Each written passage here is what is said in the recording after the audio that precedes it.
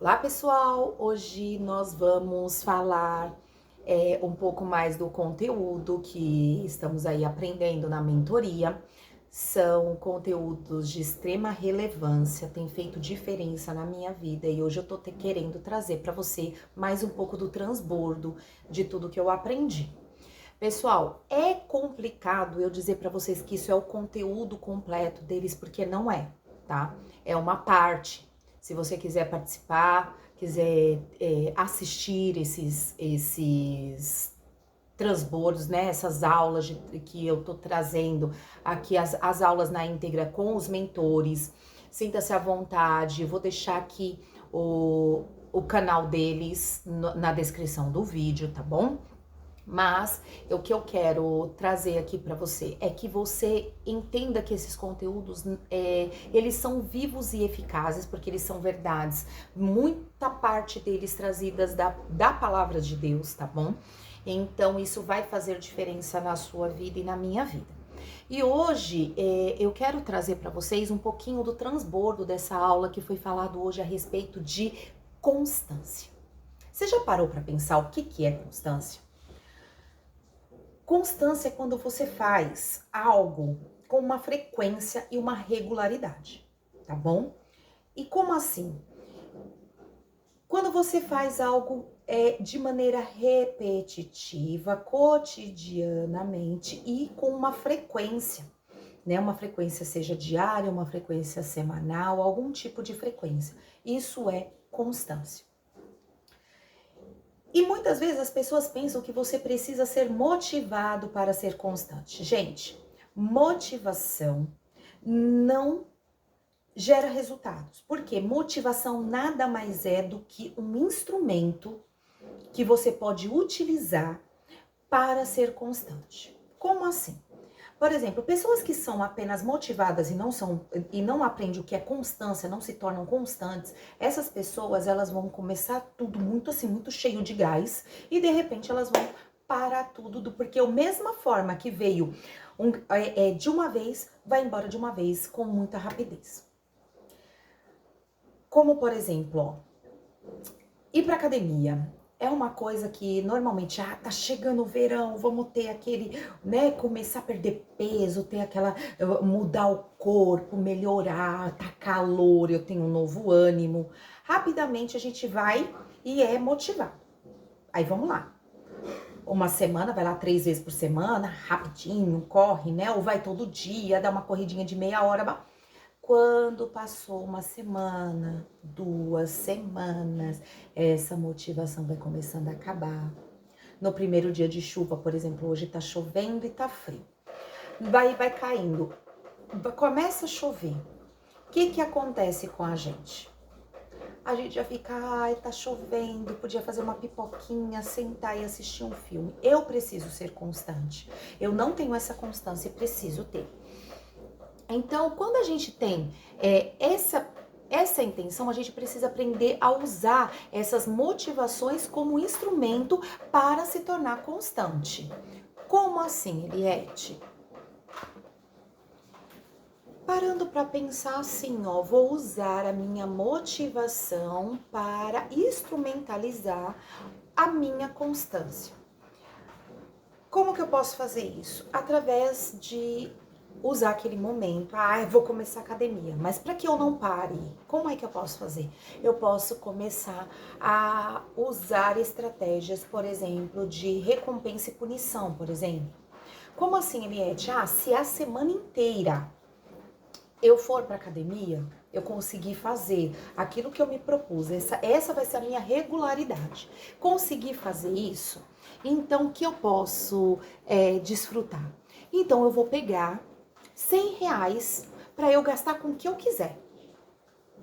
E como modo de punição, então, se eu precisar, ou melhor, se eu deixar de ir para academia, como eu tinha feito aquela regularidade, então eu vou pegar R$ 100 e vou tirar de mim e vou dar para alguém. E aí você vai entender um pouquinho mais para baixo, fazer, por exemplo, um grupo e a gente colocar ali, sei lá, para fazer uma doação, para dar mesmo, para juntar um dinheiro para aquela pessoa que conseguiu a motivação, receber ali no final de um tempo regular, que a gente já vai conseguir entender que a gente precisa dessa regularidade e existe um certo tempo, que todas as nossas coisas precisam ter data para acontecer, todos os nossos projetos precisam ter data para acontecer. Tá, Eliette, mas como é que eu faço isso efetivamente? Vamos pensar. Para que você consiga ser constante, você tem que entender primeiro o primeiro princípio. Você não pode estar sozinho. Se você estiver sozinho, vai ser muito difícil você conseguir ser constante. Se eu não dissesse impossível. Por exemplo, quando você, lembrando de novo da academia, quando você vai para academia sozinho, você fica motivado, começa, e se você não fizer uma amizade na academia, se você não se conectar com pessoas, você não vai conseguir. Agora, se você, por exemplo, vai com seu marido, com a sua esposa, ou você vai com o seu filho, ou você vai com um parente, um amigo, que se juntar um grupo de pessoas para ir para academia. Você concorda que vai ser muito mais fácil você ir, porque o que a gente espera sempre? A gente espera estar próximo de pessoas. Por mais que às vezes as pessoas falam assim, eu não gosto de gente. A gente gosta de gente, sim. A gente gosta de estar perto de pessoas. Então, quando as pessoas estão com a mesma meta, o mesmo foco que você, se você fala, não, vamos para academia, e a pessoa está junto com você, o que vai acontecer? Vai todo mundo para academia.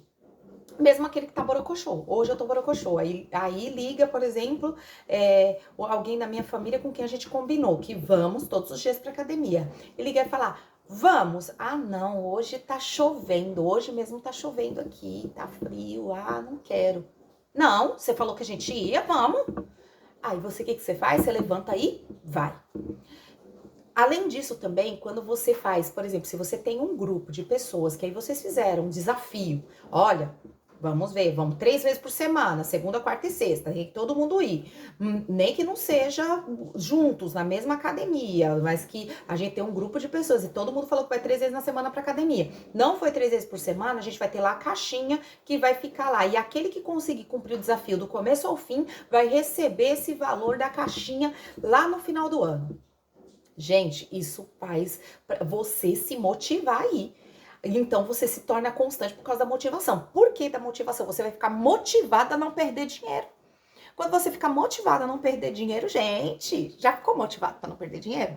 Todos os dias eu sou motivada para não perder dinheiro, por isso que eu vou todos os dias trabalhar. Por isso que todos os dias eu chego lá no meu horário, para não ser descontado. E você? A motivação maior que a gente tem para ir trabalhar não são os boletos que chegam na nossa casa todos os dias? Não quero mais viver assim. Tô mudando a chave para não viver mais sendo motivada pelos boletos, mas eu quero ser motivada por outras coisas. Mas normalmente nós temos essa motivação, por isso que nós trabalhamos, né? Porque nós não queremos perder dinheiro. E pensando nessa regularidade, gente, vamos pensar aí, vamos falar daquilo que mais especificamente a gente fala a respeito de prosperidade. Porque a gente, por mais que prosperidade não é só dinheiro, prosperidade é uma boa família, ter uma boa casa, ter uma boa saúde, desempenhar as tarefas que o Senhor trouxe para você fazer com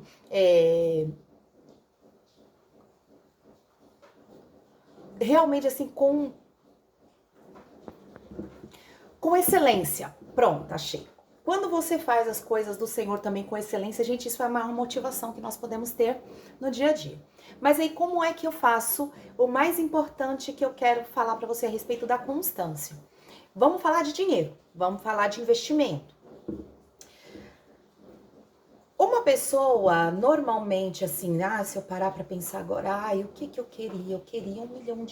Só que normalmente, a gente pensa nisso e a gente só pensa assim, nossa, eu quero muito dar certo na vida, mas eu quero dar certo na vida num passe de mágica. Eu quero sair agora, que eu tô aqui no zero, para R$1 milhão para amanhã. Isso vai acontecer, gente? Nós estamos no mundo real. Pode acontecer? Pode. Eu posso ganhar na Mega Sena. Não posso ganhar na Mega Sena não, porque eu não jogo. Mas aí, continuando a respeito dessa regularidade. Então, essa pessoa, mesmo ela pensando, porque eu quero, né, do 0 a 1 milhão. Então, a gente precisa pensar que nada vem do nada. Toda multiplicação de zero, o resultado é zero, gente. Sempre. Nunca vai ser uma multiplicação de zero, vai dar algum tipo de resultado, né? Por exemplo, 0 vezes 30 é zero, vezes 300 é zero, vezes 500 é zero, 0 vezes 1 milhão continua sendo zero, o resultado sempre vai ser zero. Deus nunca, ele nunca vai chamar alguém com nada na mão. Pensa aí, quando o Senhor, na parábola dos talentos, quando o Senhor, ele vem, aquele Senhor vem, ele chama seus 3 servos. O primeiro servo, ele vai lá e dá para ele 5 talentos. Confere? 5 talentos. Esse servo, ele sai para granjear e ele foi o primeiro, ele foi o pioneiro, aquele que é primeiro acaba ganhando mais, aquele que começa a fazer alguma coisa que ninguém nunca fez, ele ganha mais. Então ele vai lá, com 5 talentos, ele consegue duplicar aquilo que foi investido nele e ele faz mais 5 talentos, completando 10 talentos. Confere?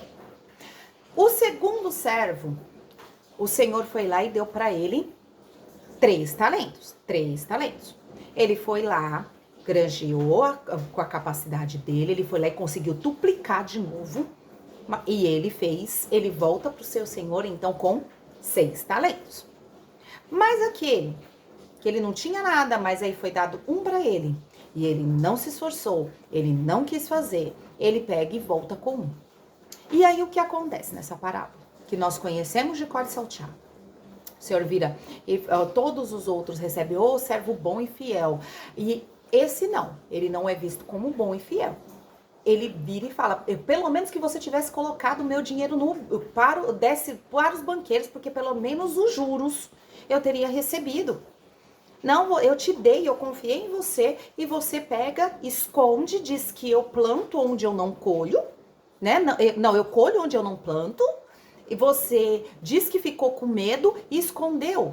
Como assim? Então, por que você pelo menos não colocou no banco, ao invés de enterrar esse talento? Então, todo aquele que tem é duplicado, mas aquele que não tem, ou aquele que finge que não tem, mente que não tem medo do pouco que tem, ele não tem isso multiplicado. Além disso também, nós temos lá, se você parar para pensar, lembra lá o profeta. O profeta estava tendo uma grande seca na terra, vocês se lembram? Esse profeta, ele vai até uma viúva, porque o Senhor manda ele ir até a viúva. Quando ele chega lá na casa da viúva, que ia sustentar ele, olha o que ele ouve. Ele vira, oi mulher, tudo bem? Olha, eu quero que você me dê alguma coisa de comer. E ela fala, olha Senhor, eu não tenho nada de comer. A única coisa que eu tenho um pouquinho de azeite na botija e um restinho de farinha na panela. O que eu vou fazer?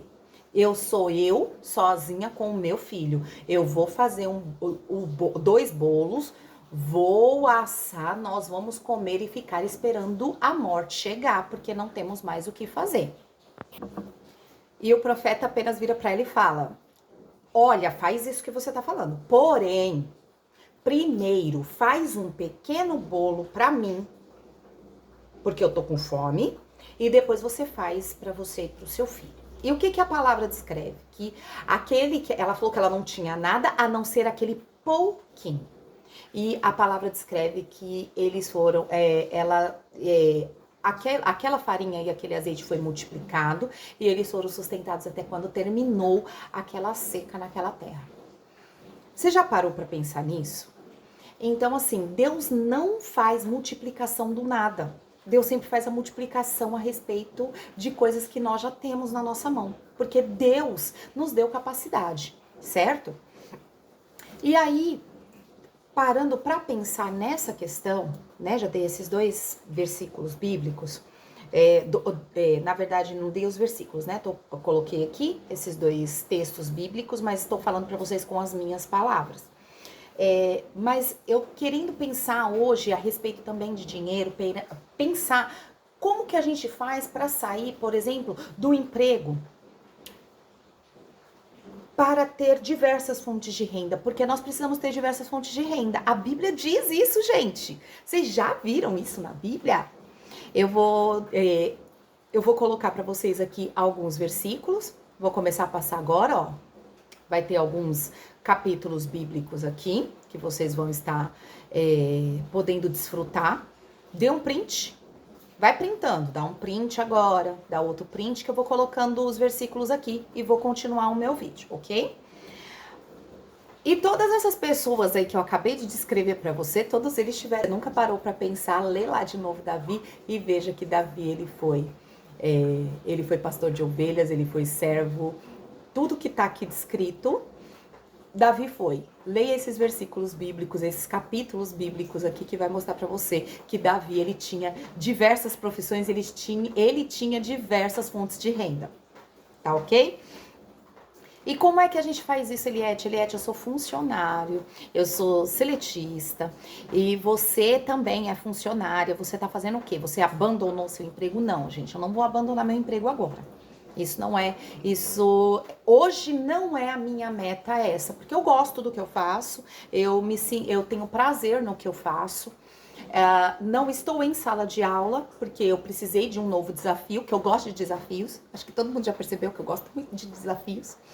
Eu estou coordenadora, mas eu não sei. Pode ser. Hoje, o meu projeto de vida ainda é apenas escalar os meus resultados. E é fácil escalar resultado, gente, quando a gente tem um salário regular, porque eu tenho um salário regular que também é constante, que pode deixar de ser constante. Não sei se vocês lembram, há algum tempo atrás, acho que pouco antes da pandemia, se eu não me engano, o Rio de Janeiro quebrou. Vocês lembram que o Rio de Janeiro quebrou? E os funcionários públicos do Rio de Janeiro foram os primeiros que ficaram sem salário. Vocês se lembram disso? Eu sou funcionária pública também. Pode ser que se, por exemplo, o meu município quebrar, né, ou as finanças do meu município quebrar, ou se o Tribunal de Contas, de repente, achar que tem algum tipo de irregularidade e bloquear todas as rendas, né, todas as fontes de renda do município, por exemplo, eu sou a primeira que vou ficar sem salário, gente. Então, assim, tudo né, funcionário público tem a vida ganha. Há poucos dias a gente descobriu que não é bem assim, que os funcionários públicos do Rio de Janeiro tiveram problemas sérios, né? E teve gente que só tinha aquilo, só aquela fonte de renda para se alimentar, para sobreviver, né? Porque acredita na constância, entre aspas, porque o salário é constante, mas infelizmente os governos não são constantes. Eles acabaram passando bastante perrengue, como por exemplo também agora na pandemia, para quem tinha só uma fonte de renda e que precisou parar tudo, teve muitas dificuldades, porque só tem um tipo de renda, tem todos os seus ovos numa cesta só. Se essa cesta cai, quebra tudo e fica sem nenhum. A gente precisa ter várias fontes de renda. E como é que você faz isso, Eliette? Como é que você consegue pensar em empreendedorismo e sendo funcionária? Você é mensalista, né? Você recebe mensalmente, você é assalariada. Então, eu uso o meu salário como aportes de investimento. A gente investe. Existem vários tipos de investimento. Você investe na bolsa de valores? Então, eu invisto um pouco em cada coisa. O que eu gosto mesmo, que eu tenho prazer, de verdade, gente, gostei disso, é trabalhar com imóveis. Nossa, como eu tenho gostado de trabalhar com imóveis. Mas eu não sou só uma investidora em imóveis, né? Junto com meu marido, porque nós somos um só. Não sou só investidora de imóveis, eu sou professora, estou coordenadora, sou gestora de administrativa de imóveis, que eu tenho feito a gestão tanto dos nossos imóveis como de amigos. Que mais que eu sou, gente? Eu sou mãe. Tantas coisas, mas a gente precisa entender que a gente precisa ser assim. Nós precisamos ser investidores. Nós precisamos fazer com que as coisas aconteçam e a gente precisa ser bênção na vida dos outros. Por exemplo, hoje com imóveis, como que a gente é bênção na vida dos outros? Então, existem tantas pessoas que estão procurando imóveis para morar, imóveis com qualidade, com preço justo. Não é dar nada de graça para ninguém, é ser justo. ter um imóvel com um preço justo, com uma qualidade boa, né? Então a gente tem feito isso, né? Feito com muito carinho, decorando com muita delicadeza, para que as pessoas possam entender que elas têm o direito de morar com um valor justo e em alguma coisa de qualidade. Então, quando você faz isso, você está abençoando a vida de alguém também. Abençoar a vida de alguém não é só dar de graça, gente. Então, gente, e aí o que acontece? Por que que a gente não deve também só pensar nessa questão de dar de graça, né? Porque nada que é de graça normalmente é valorizado. Então, você pode abençoar a vida das outras pessoas oferecendo a elas aquilo que elas precisam com de uma maneira justa, né? Como, por exemplo, a questão que a gente tem desses imóveis. Então, ou mesmo quando você abre uma empresa, você vai abençoar pessoas, porque as pessoas que forem trabalhar com você vai conseguir suprir as necessidades das famílias delas. Então, nada mais do que importante de você saber a respeito da constância. E por que a gente precisa ser constante, Eliette? A gente precisa ser constante em todas as áreas das nossas vidas, né? Em todos os nossos relacionamentos. Por quê? Porque dentro de relacionamentos, não é só relacionamento matrimonial, mas também como relacionamentos no trabalho, relacionamentos na igreja, relacionamentos com os amigos, tudo isso você precisa ser mais constante. Porque normalmente quando você está com pessoas inconstantes, você todos os dias você tá meio que jogando na Mega Sena, de novo, né? A questão. Você não sabe se hoje a pessoa tá bem, ou amanhã ela não tá bem, depois de amanhã ela tá legal, ou daqui a pouco ela muda de personalidade. Você precisa andar com pessoas mais constantes, né? Porque a inconstância nada mais é do que a falta de maturidade, né? Quando a pessoa é imatura, ela tem uma falta de constância. Por exemplo, quando você. Aí agora a gente dando um exemplo a respeito de família. Vamos pensar em respeito, por exemplo, na vida conjugal, na vida matrimonial. Vamos pensar. Quando você é casado com alguém e essa pessoa ela é mais constante, você consegue lidar com ela de maneira de quando ela não é tão constante assim. Acho que para poder exemplificar um pouco disso, vou contar rapidamente um fato que a gente viu e um fato que aconteceu comigo, tá? Certo dia eu estou chegando no mercado, eu estacionei no mercado, tava eu e o Davi um do lado do outro, então nós estacionamos, saímos do carro e assim que nós saímos do carro, veio um outro casal no outro carro, eles estavam estacionando e o marido da mulher estacionou na vaga ao lado da minha, e nesse mercado as vagas são em ângulos de 45 graus. Acho que o rapaz devia ser novo, devia estar aprendendo a dirigir há pouco, talvez, alguma coisa assim. E esse rapaz bateu na parede, porque ele foi no ângulo de 45 graus, acho que ainda não estava adaptado com aquilo, e bateu a ponta do carro, né, a ponteira do carro na parede. A mulher saiu de dentro do carro descontrolada. Ela gritava com o rapaz. Você não tá vendo? E falava um palavreado chulo. E assim, o rapaz assim, pálido, empalidecido, né? Super desesperado com aquela situação, envergonhado pelo escândalo que aquela mulher estava fazendo no estacionamento do mercado.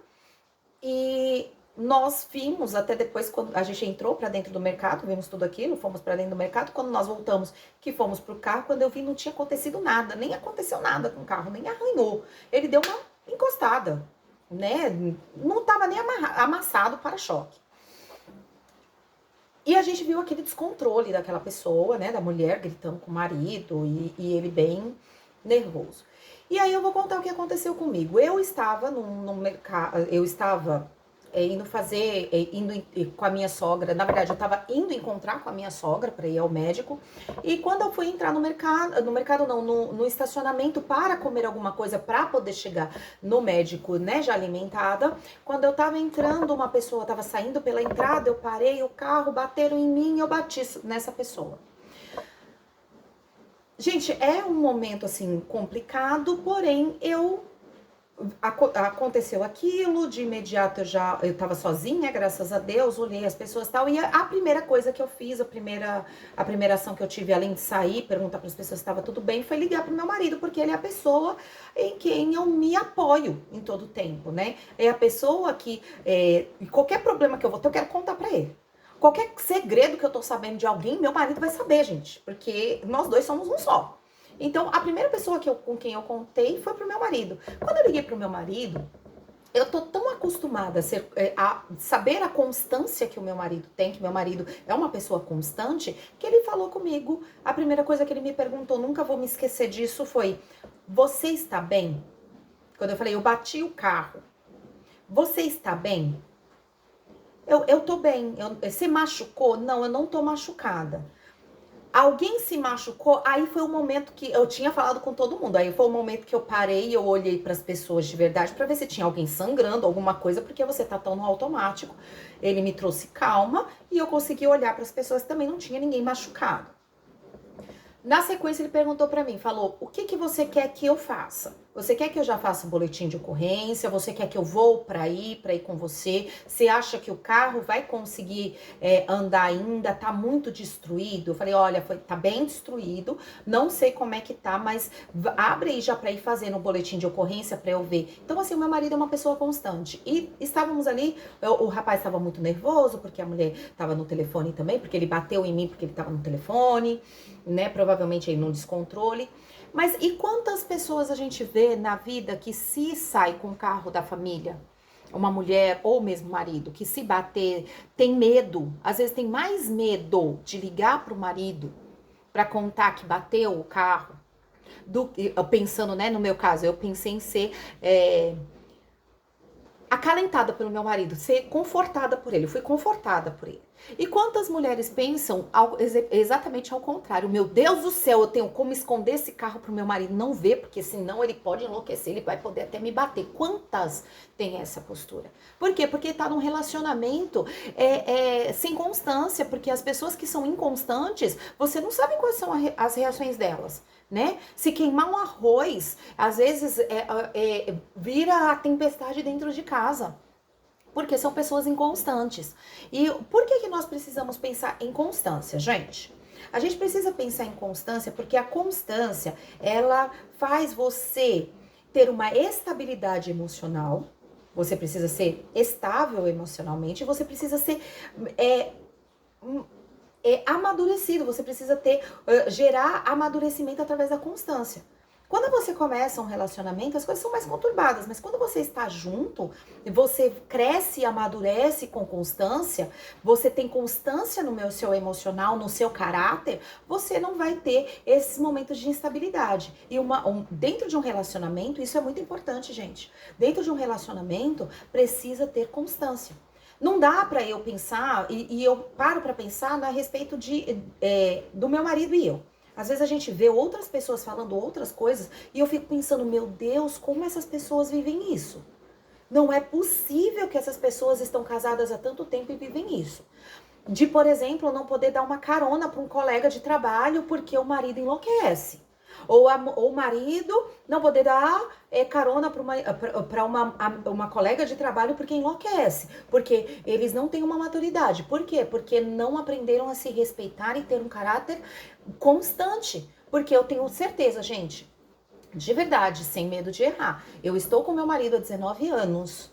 E meu marido, eu não tenho problema algum que o meu marido fale com alguém, porque nós temos um relacionamento tão leal, porque eu acho que também que a constância traz a lealdade. E se você não vive lealdade no seu casamento, é porque tem alguma coisa de errado. Você precisa observar isso. Vou fazer um vídeo logo mais a respeito de lealdade no casamento. Mas se não tem a lealdade, porque eu tenho certeza, se o meu marido ele se interessar por alguma outra mulher, Ele não vai ser desleal comigo de dar em cima ou fazer tentativas com outra mulher estando comigo. Com certeza ele vai chegar pra mim e vai falar: olha, nosso casamento acho que já não tá legal. Eu tô começando a ter desejos em pensar em outras mulheres, então o ideal é que a gente se separe aqui e a gente caminhe cada um do seu lado, porque solteiro e desimpedido, eu posso investir em outras mulheres e você também solteira, você vai poder investir em outros homens. E eu faria a mesma coisa, porque lealdade é você saber que o outro não vai investir em outra pessoa estando com você. Então, isso é através da constância, gente. E do ambiente. Então, amados, quando a gente fala a respeito de constância, é muito, muito, muito importante entender isso, que a constância, ela faz você ter resultados melhores. A constância vai trazer para você resistência. Resistência. Num casamento, uma pessoa constante que ama o seu cônjuge, que vive com ele, que é constante, vai ter resistência. Resistência para quê? Para também suportar as investidas dos outros. Porque, é o inimigo. Não, gente, é a gente mesmo. Porque existem mulheres que querem dar em cima de maridos, de homens casados. Tem outras que querem somente ver a destruição. Então, com isso, amados, a gente precisa entender que a constância, quando você é constante com o seu cônjuge, quando você conversa de maneira constante, quando vocês dialogam constantemente, quando vocês fazem planos juntos, fazem investimentos juntos, isso vai causar uma constância no relacionamento. Isso vai fazer com que vocês se aproximem mais. E quando você se aproxima mais do seu cônjuge e não deixa com que aquelas outras coisas de fora impeçam o seu relacionamento com o seu cônjuge, com o relacionamento que você está tendo com o seu sócio, você não deixa com que essas outras coisas entrem, você faz com que essa resistência cause o impacto que precisa causar, que é de trazer a lealdade. Então a constância também traz lealdade, traz resistência e traz a lealdade para os relacionamentos, ok? Gente, esse era o transbordo que eu tinha para trazer para vocês. Na verdade, esse conteúdo eu tô regravando porque eu não gostei muito do outro vídeo, não ficou muito legal.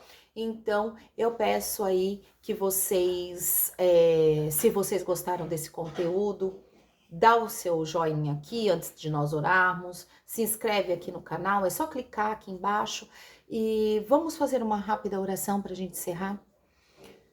Santíssimo Deus, eterno Pai, nós te agradecemos, meu Deus, por esse tempo que podemos estar juntos, desenvolvendo um pouco mais de novos instrumentos para trabalhar, para desenvolver a nossa capacidade de fazer mudança na vida das pessoas. E a mudança não somos nós que fazemos, mas é através das chaves da tua palavra que nós temos essa mudança e essa transformação de vidas. Então, meu Deus, eu peço, ó Pai, que o Senhor traga para cada um destes que estão ouvindo agora constância no casamento, constância nas emoções, constância, Senhor, no seu trabalho, no desenvolvimento de novas habilidades, que eles possam ser constantes e que eles não venham ser apenas, Senhor, estimulados através de estímulos, ó Pai, através, Senhor, de motivação, mas que eles venham ser, Pai, verdadeiramente constantes e que essa constância possa trazer para eles novos desafios, novas possibilidades e novos caminhos a trilhar, Pai. Obrigada por esse tempo e que nós possamos estar juntos logo mais, em nome do Senhor Jesus. Amém. Obrigada, gente. Até mais, até o próximo.